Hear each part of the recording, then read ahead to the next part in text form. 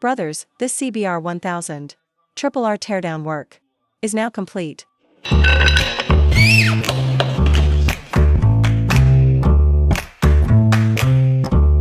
Brothers, a couple days ago, we had a bike come into the shop along with the CBR1000 for an upgrade and some prep work. Well, I never gave you guys a detailed filming of this bike, so I want to present it with very detailed content this time. The owner sent me a list, and I took a quick look at it. Altogether there are 25 items, including inspection, prep, and upgrade work. Looking at this long list, I figured this bike would be just like the last CBR. It's going to need a full strip down and disassembly. Let's get started on the upgrade.